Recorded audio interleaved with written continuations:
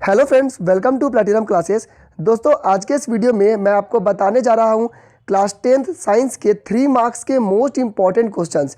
दोस्तों, ये सारे क्वेश्चंस बहुत ही ज़्यादा इंपॉर्टेंट है, इसको स्किप बिल्कुल भी मत करिएगा। ऐसा नहीं हो कि आप 10 मिनट का वीडियो स्किप करते हैं और इसकी वजह से आपको बोर्ड एग्जामिनेशन में बाद में पछताना पड़े।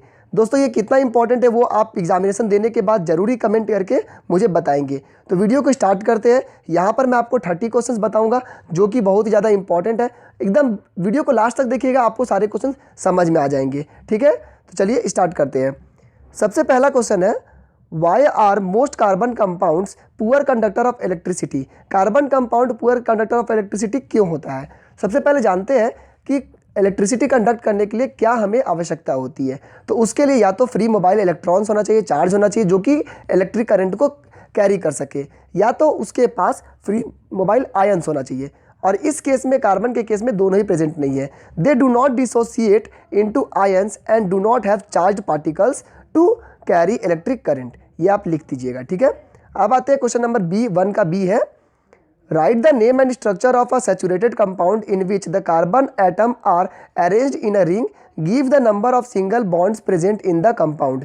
तो कार्बन कंपाउंड रिंग में कब प्रेजेंट होता है? जब वो हेक्सागोन का फॉर्म लेता है। हेक्सागोन मतलब कि उसमें 6 साइड होंगे। 6 साइड होंगे, तो जो कार्बन 6 साइड लेकर के फॉर्म बना रहा है, इसीलिए उसका नाम पड़ा है साइक्लोहेक्सेन। साइक्लो का मतलब होता है गोल और हेक्सेन का मतलब उसमें 6 साइड होंगे। अब इसमें पूछा जा रहा है कि कितना तरह के उसमें सिंगल बॉन्ड है, वो कितने नंबर में है। तो सिंगल बॉन्ड काउंट कर लीजिए। यहाँ पर देखिए आप, सी जो भी मैच किया उसमें 6 और बाकी हर सी पे 2-2 एच, यानी कि जो टोटल नंबर हो गए वो आपको 18 हो गए। तो इस तरह से आप काउंट कर सकते हैं। ठीक है, अब आते हैं नेक्स्ट क्वेश्चन पे। नेक्स्ट क्वेश्चन है, name the hormone secreted by the following endocrine glands and specify one function of each. ये भी बहुत इंपॉर्टेंट क्वेश्चन है। तो थायराइड जो होता है वो हार्मोन कहाँ से निकलता है? वह थायराइड से मतलब कौन सा हार्मोन निकलता है? तो थायरोक्सिन हार्मोन जो होता है वो आपका secreted by thyroid glands. Thyroid gland से हमें थायरोक्सिन हार्मोन मिलता है। और इसका फंक्शन क्या होता है? It regulates carbohydrate and protein and fat metabolism. इसका काम क्या होता है? कार्बोहाइड्रेट, प्रोटीन एंड फैट का मेटाबॉलिज्म करवाना for the balance of the body growth. ठीक है, अब आते हैं उसी का बी में, पिट्यूटरी ग्लैंड क्या करता है? तो that gland secrets growth hormone and it regulates the growth and development of the body. इसका काम क्या होता है? एक तो ग्रोथ और दूसरा डेवलपमेंट ऑफ द बॉडी, इसका देखने का काम होता है। फिर आते हैं पैंक्रियाज। तो पैंक्रियाज जो होता है हम लोग का सीक्रेट करता है इंसुलिन। इंसुलिन का बेसिकली काम क्या होता है कि ये हम लोगों का डिक्रीज करता है ब्लड शुगर लेवल। ठीक है, पैंक्रियाज से हम लोगों का इंसुलिन निकलता है जो कि ब्लड में शुगर का लेवल को डिक्रीज करता है। साथ ही साथ पैंक्रियाज जो होता है वो ग्लूकागॉन को भी रेगुलेट करता है, जिससे कि हमारा ब्लड में अगर शुगर कम है तो उसको इंक्रीज भी कर सकता है। ठीक है, तो पैंक्रियाज का बेसिकली काम होता है शुगर लेवल को कंट्रोल रखना। अब आते थर्ड क्वेश्चन में, give an explanation for the formation of a rainbow. तो रेनबो फॉर्म होता कैसे है? तो rainbow is form due to the dispersion of sunlight by rain drops. Rain drops जो होते हैं उसमें जो लाइट आते हैं उसमें जो डिस्पर्सन होता है, उस वजह से हम लोगों को रेनबो देखने को मिलता है। वाटर ड्रॉप्स जो होते हैं वो आपका टाइनी प्रिज्म के जैसे काम करते हैं। जैसे हम लोगों ने पढ़ा है कि प्रिज्म में एक लाइट आता है और ये अलग अलग में बट जाता है, तो उसी तरह से जो टाइनी पोर्स होते हैं हम लोग का वाटर का, वो भी आपका टाइनी प्रिज्म का काम करता है। When sunlight enters into a spherical raindrops, it refracted and dispersed। याद रखिएगा, ये सब आपको टर्म याद रखना है कि आप लिखना क्या है, क्योंकि साइंस में टर्म गलती बिल्कुल भी ना चाहिए। कि जब रेन ड्रॉप्स में लाइट पड़ता है तो वो रिफ्रैक्ट करता है और डिस्पर्स हो जाता है। रिफ्रैक्ट का मतलब क्या होता है कि जब किसी एक मीडियम से दूसरे मीडियम पे जाना तो वो हल्का बेंट हो जाता है। ठीक है, और डिस्पर्स मतलब वो अलग अलग लेवल पे अपना बढ़ जाता है, जैसे विब्ग्योर में होता है। The different colour of light bent in different angles when different colors of light falls on the back of the inner surface of the drop, they undergoes total internal reflection। तो ये टर्म बहुत important है कि आपको लिखना है कि rain drops के अंदर टोटल इंटरनल रिफ्लेक्शन होता है, TIR होता है। इसको एक एग्जांपल से समझते हैं तब आपको और भी अच्छे से समझ में आएगा। सबसे पहले बात करते हैं, यहाँ पर सनलाइट से आपको एक लाइट आया जो कि वाइट लाइट है। रेन ड्रॉप्स में जैसे ही एंटर करता है तो वो रिफ्रैक्शन होता है, यानी हल्का बेंट होता है। बेंट होने के बाद वो अलग अलग जो उसका वेवलेंथ होता है उस हिसाब से वो डिस्पर्स हो जाता है। डिस्पर्स होने के बाद जो आपका रेन ड्रॉप्स होता है उसके अंदर टोटल इंटरनल रिफ्लेक्शन होता है, TIR, ये वर्ड यूज़ करिएगा तभी आपको मार्क्स मिलेगा। TIR होता है और उसके बाद फिर अगेन रिफ्रैक्शन होता है और वापस हम लोग को देखने में 7 अलग अलग कलर्स मिलते हैं। इस वजह से हम लोगों को रेन ड्रॉप्स में हम लोगों को देखने को मिलता है रेनबो। ठीक है, अब आते हैं क्वेश्चन नंबर 4 में। How are we able to see distant and nearby objects clearly, which part of the eye helps in changing curvature of the lens, why no image is formed at the blind spot. बहुत ज़्यादा question इसमें लेंदी तो नहीं है लेकिन आई के related बहुत important question है। तो हम लोग को दूर के ऑब्जेक्ट्स को कैसे देख सकते हैं और नियर बाई के ऑब्जेक्ट्स को कैसे जल्दी से देख सकते हैं, तो ये हम लोगों का आई में एक नया तरह का फीचर है जो कि एकोमोडेशन ऑफ आई होता है। ठीक है, ये बाकी लेंस में देखने को नहीं मिलता जो आर्टिफिशियल लेंस होता है। हम लोग का आई में ये चीज़ है कि एकोमोडेशन ऑफ आई। इसका मतलब होता है कि हमारा जो आइज़ होता है वो अलग अलग फोकल लेंथ को एकोमोडेट कर लेता है। जब आपको मन होगा सामने देखने का तो हमारा आई फोकल लेंथ को कम कर देगा, जब दूर देखने का मन होगा तो फोकल लेंथ को वो दूर कर देगा।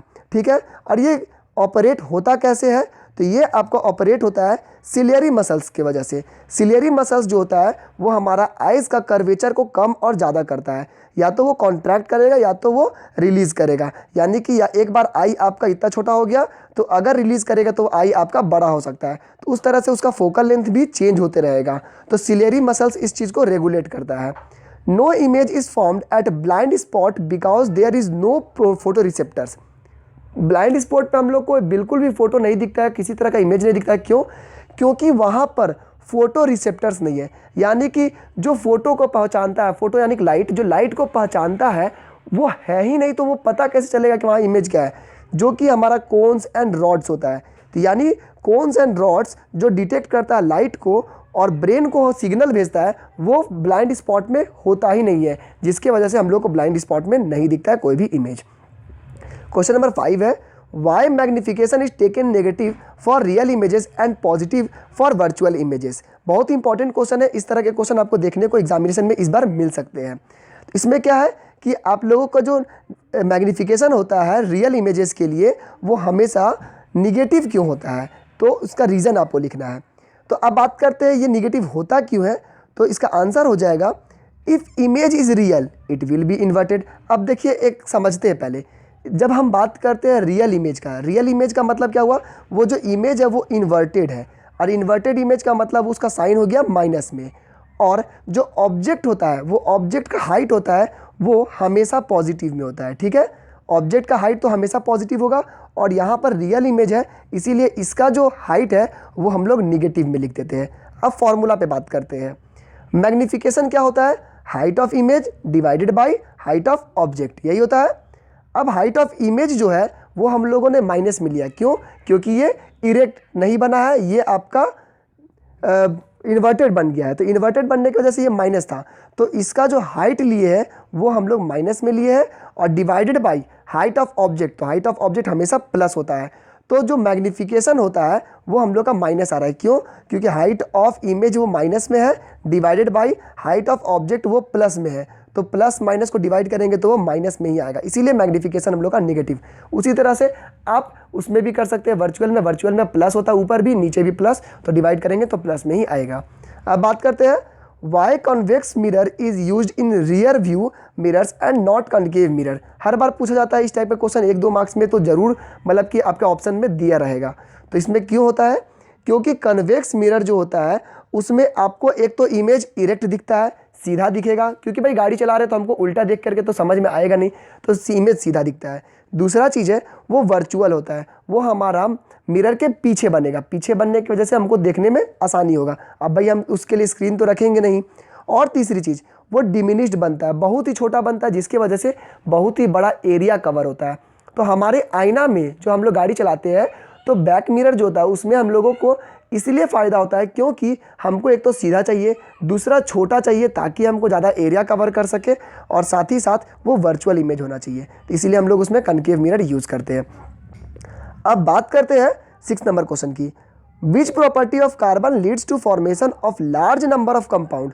Large number of compound carbon का क्यों बनता है? क्योंकि उसमें 2 चीज़ पाया जाता है फीचर्स। पहला कैटिनेशन। कैटिनेशन का मतलब होता है एक कार्बन दूसरा कार्बन के साथ सेल्फ लिंकिंग कर लेता है, इसीलिए उसे कैटिनेशन बोलते हैं। दूसरा चीज़ है टेट्रा वैलेंसी। टेट्रा का मीनिंग होता है 4 वैलेंसी, मतलब उसका वैलेंसी जितना के साथ वो बॉन्ड बना सकता है। तो इसके साथ 4 वैलेंसी है। जब 4 वैलेंसी है मतलब कि वो 4 अलग अलग के साथ वो कंपाउंड बना सकता है। इसीलिए ये पॉइंट बिल्कुल इंपॉर्टेंट है, इसको रट लीजिएगा। कैटिनेशन और टेट्रा वैलेंसी होने की वजह से कार्बन अलग अलग तरह के बहुत ज़्यादा कंपाउंड बना सकता है। अब आते हैं बीन में। What is the functional group in the following molecules. इसमें फंक्शनल ग्रुप क्या है, तो देखिए फंक्शनल ग्रुप जो लास्ट में आप देख सकते हैं यहाँ पर OH है, तो OH ग्रुप को क्या बोलते हैं, हाइड्रोक्साइल ग्रुप। इसका नाम है हाइड्रोक्साइल। और यहाँ पर आप देखिए COOH है, जब COOH रहेगा तो आप क्या लिखिएगा, कार्बोक्साइल ग्रुप। ठीक है, अब आते हैं बात करते हैं next question. What is translocation, why is it essential for plants. तो ट्रांसलोकेशन का मतलब होता है कि जो प्लांट में फोटोसिंथेसिस के समय जो फूड बन रहा है, तो उस फूड को जो सॉल्यूबल फूड है वो अलग अलग पार्ट्स ऑफ प्लांट में पहुंचाने का काम को ही हम लोग ट्रांसलोकेशन बोलते हैं। और ट्रांसलोकेशन प्लांट में होता किसकी वजह से है, वो एक वैस्कुलर टिश्यू है जो कि फ्लोएम कहलाता है। देखिए एक वैस्कुलर टिश्यू होता है जो फ्लोएम कहलाता है, उसी के वजह से हम लोगों का प्लांट में अलग अलग पार्ट्स में हम लोग सॉल्यूबल सब्सटेंस को पहुंचा सकते हैं। एक चीज़ याद रखिएगा, फ्लोएम में फूड होता है और जाइलम में वाटर पास होता है। याद रखिएगा दोनों टिश्यू का अलग अलग नाम है, एक का नाम फ्लोएम, फ से फूड, फ से फ्लोएम, और जाइलम में वाटर। ठीक है, और ये नहीं, अगर एसेंशियल क्यों है, क्योंकि अगर ये नहीं रहेगा तो क्या होगा, पार्ट्स अलग अलग पार्ट्स ऑफ प्लांट में फूड मटेरियल नहीं पहुंचेगा और वो धीरे धीरे बर्बाद हो जाएगा। तो फूड हर जगह पहुंचना चाहिए, इसलिए हम लोग को फ्लोएम रहना जरूरी है। अब आते हैं where in the plants are following synthesized. अलग अलग प्लांट में कहाँ पर इस तरह की चीज़ को सिंथेसाइज किया जाता है। सबसे पहले शुगर। तो शुगर कहाँ पर होता है, वो आपका लीव्स में होता है जो कि फोटोसिंथेसिस के दौरान बनता है। ठीक है, हार्मोन्स कहाँ होता है, plant hormones unlike animal hormones are not secreted by any gland. Plant में ऐसा कोई ग्लैंड मौजूद नहीं होता जिसकी वजह से वहाँ पे कोई हार्मोन सीक्रेट हो, जबकि वो सीक्रेट होता है वो टारगेटेड साइट, जहाँ पर उसको ज़रूरत होगा वहाँ पर वो अपने आप धीरे धीरे सीक्रेट कर लेता है। अब आते हैं draw diagram of a human brain and label on it's following its parts. आपको ह्यूमन ब्रेन का ड्राइंग बनाना है, उसमें इस तरह के पार्ट को सबको लिखना है। तो यहाँ पर एक डायग्राम देख सकते हैं, ये हो गया आपका सेरिब्रम अपर पार्ट, उसके बाद हाइपोथैलेमस यहाँ पर है। याद रखिएगा, एक बार एक और वीडियो मैं आपको देने जा रहा हूँ जहाँ पर आपको इंपॉर्टेंट डायग्राम्स दूंगा, कैसे याद करते हैं उसका ट्रिक्स, तो वीडियो को देख लीजिएगा तो आपको ट्रिक्स भी समझ में आ जाएंगी। फिर आते हैं सेरिबेलम यहाँ पर है और मेड्यूला यहाँ पर है, बहुत इंपॉर्टेंट है, इस डायग्राम को अच्छे से देख लीजिएगा। अब आते हैं draw the structural formula of CO2 H2S and acid. सबका स्ट्रक्चरल फार्मूला, स्ट्रक्चरल फार्मूला के लिए करते क्या है, सबसे पहले हम लोग आउटर मोस्ट सेल में कितना इलेक्ट्रॉन से पहले उसको बना लेंगे वैलेंस सेल में, और उसके बाद हम लोग स्ट्रक्चर बनाते हैं। जैसे CO2 है तो C के साथ हम लोगों का 4 इलेक्ट्रॉन होता है, बना दिए। O के साथ हमारा 6 इलेक्ट्रॉन होता है, तो 6 इलेक्ट्रॉन बनाए, यहाँ भी O के साथ 6 इलेक्ट्रॉन बना दिए। और देखते हैं कि कौन कौन इलेक्ट्रॉन एक दूसरे से लिंक कर सकता है। तो यहाँ पर कार्बन 1 2 के साथ लिंक करेगा, उसी तरह यहाँ पर भी कार्बन 2 के साथ लिंक करेगा। तो इसीलिए CO2 का आपका फॉर्मेशन जो है वो इस तरह का बन गया। ठीक है, यहाँ पे समझ लीजिए। H2S में क्या हुआ कि S के लास्ट में जो होता है 6 इलेक्ट्रॉन होते हैं, तो 6 इलेक्ट्रॉन बना दिए, H का 1 1 होता है, तो दोनों 1 1 साथ मैच कर गया। S8 थोड़ा सा इंपॉर्टेंट है क्योंकि ये इसका थोड़ा रिंग साइज होता है, तो इसके लिए आपको इसको याद रखना जरूरी है। तो एसिड में सारा इलेक्ट्रॉन्स जो होता है वो 6 6 होता है, तो एक रिंग फॉर्म करता है। तो याद रखिएगा ये इसका फॉर्मेशन। अब इसका ट्रिक तो कुछ नहीं दे सकते हैं, लेकिन आप इसको याद रखिएगा। 3 4 जो इंपॉर्टेंट आपका NCERT का बुक में दिया हुआ है उसको अच्छे से पढ़ लीजिएगा। अब आते हैं, how will you convert a given set of registers so that equivalent resistance is increased. Registers को हम लोग या तो पैरेलल जोड़ते हैं या तो हम लोग सीरीज में जोड़ते हैं। तो किस तरह से जोड़ेंगे, तो हम लोग इक्विवेलेंट रजिस्टर्स उसका बढ़ जाएगा। तो इक्विवेलेंट बढ़ाने के लिए हम लोग को करना क्या होता है कि हम उसे सीरीज में जोड़ दें। सीरीज में जोड़ेंगे तो क्या होता है, आर इक्विवेलेंट जो आर होता है वो R1 + R2 इस तरह से बढ़ते जाता है। तो क्या हो रहा है, वो उसका इंक्रीज हो रहा है। और वही अगर हम पैरेलल में जोड़ते हैं क्या होता, 1/R = 1/R1 + 1/R2। तो इससे क्या होता है कि कम हो जाता है। तो इसलिए याद रखिएगा, अगर हमको इंक्रीज करना है तो हम लोग सीरीज में जोड़ेंगे। ठीक है, क्योंकि उसमें टोटल सम होता है। तो दोस्तों ये सारे क्वेश्चन आपको 10 क्वेश्चन करवा दिए। आप क्वेश्चन का लेवल देख के खुद समझ सकते हैं कि क्वेश्चन कितना इंपॉर्टेंट है। सारे स्कूल में आप लोगों को बताया गया होगा, तो इसको अच्छे से बना लीजिए। अभी क्वेश्चन नंबर 11 से लेकर के 30 तक मैंने पूरा रेडी करके रखा है, तो लेकिन फिलहाल अभी मेरे पास थोड़ा सा टाइम नहीं बच रहा है तो मैं नेक्स्ट वीडियो में मैं आपको इसका 11 से लेकर के 20 तक बताऊंगा, उसके बाद 20 से लेकर के 30 तक। बहुत सारे बच्चे अभी कमेंट करके तुरंत बोलेंगे सर जल्दी से PDF दे दीजिए। तो दोस्तों मैं PDF बस देने वाला हूं, आप थर्ड वीडियो देख लीजिएगा। थर्ड वीडियो के डिस्क्रिप्शन में आपको इसका PDF मिल जाएगा। बहुत ही इंपॉर्टेंट क्वेश्चंस मैंने आपको ये बनाए हैं। तो दोस्तों अगर वीडियो अच्छा लगा है तो दोस्तों के साथ ज़रूर शेयर कर दीजिए। 3 दिन का समय आपके पास बचा है, आप 3 दिन में दोस्तों अच्छे स्कोर कर सकते हैं, पूरे पेपर में आग लगा देंगे। इसीलिए दोस्तों प्लीज़ आप जल्दी जल्दी शेयर करिए, लाइक करिए, कमेंट करिए और हमारे चैनल को सब्सक्राइब कर लीजिए। नोटिफिकेशन दबाइएगा, बेल आइकन तभी आएगा, ठीक है, सॉरी बेल आइकन दबाइएगा तभी नोटिफिकेशन आएगा। आज के इस वीडियो में बस इतना ही। Thank you and have a nice day.